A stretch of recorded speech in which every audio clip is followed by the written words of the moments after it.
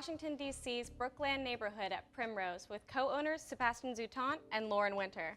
This is At the Table, and I'm Austa. Before I launch into asking you guys about Primrose, I first just wanted to see how you guys got started in the restaurant industry and what first sparked your love of food and obviously wine. So we both started in the restaurant industry in very different ways.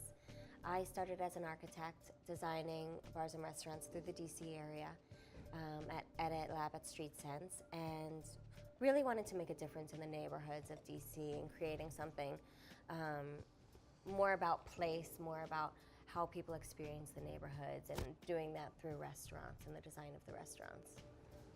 I started in restaurants when I was 14. I was a delivery boy for a Chinese restaurant. The owners had a mattress behind their counter. It was real weird. Do you know what the mattress was for? I would assume sex, but that's just me spitballing. Who's to say? Maybe it was for naps. Naps! Maybe it could be both? Maybe it could be both. I also started cooking at Lido's Pizza in Olney, Maryland. What up? Shout out Lido's. Shout out Lido's. Hashtag forever. Yeah, that's pretty much where I got my start in the food side of things, and then Comey was where I got my start in the wine side of things. Johnny was just starting to become a chef, and he was like, I need somebody to run the front of the house. So I was like, I guess I'm a sommelier. So here we are. Well, how did you decide to become a sommelier? He has a really good nose. I didn't have a choice. I mean, I literally had no choice. It was like, here you go, be a fucking sommelier. And I was like, okay. Did you go through a process to become a sommelier? Yeah, I mean, I did some of the Quarter of Master Sommelier stuff. So I'm technically a certified sommelier. I went to do advanced, and I did not pass advanced. I know it's a tough process. It's a very tough process, and it just wasn't for me. Like, I'm not a good tester, okay? But in general, I think I'm pretty good on the floor. So. What do you love about it? Drinking. Drinking? I love drinking.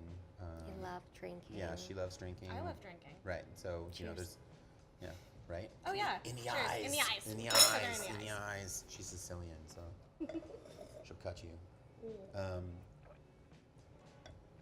Yeah, no, I really enjoy showing people things that they wouldn't normally drink. You know, so people are just like, I like Pinot Noir, and I'm like, try this Trousseau, and you know, I like Grenache. Well, try this and this and this. So for me, it's more about kind of like introducing people to things they haven't had before. I definitely take the avant-garde approach to wine programs. How do you, as a person, get inspired? Inspired to work, inspired to design for you, inspired to source wines? I think the inspiration first comes from the concept of the restaurant. So when designing a French restaurant, we spent time in France. We did southern France, we did Paris, Loire Valley. I think he's going to Jura in a few months. So really, like, kind of going there, seeing how it feels for me as a designer, and getting just certain clues. Like, I don't want this to feel like it's been plucked out of France and placed here, but I want people to really feel like there are elements of France in this restaurant. And, you know, kind of when they walk in the door, they're already mentally prepared for the food that we're going to present, the wine we're going to present. Inspirationally, I think I look more towards people in general, like creative people on the cutting edge of what they're doing. So not just specifically wine. Like, I look a lot towards like modern art and modern fashion and things of that nature. People that are pushing boundaries, because I like to think that like my wine programs are pretty advanced in terms of the regularity. You know, like the normal wine programs that exist are not inspiring to me. So I make sure to kind of travel and find out who's doing what in sort of like the more modern circles, be it art, fashion, music, all those things. And Yeah. I'm sure you guys also inspire each other too. I mean, Sure. what is it like to work with each other and also live with each other and have children with each other? You want to take this one? It's pure hell. What is it like No, to it's live? fun. You have to separate. You have to separate. You know, when you do have everything together, you have to separate your lives. And it is kind of nice because I work days and he works nights, so we do have a lot of time apart.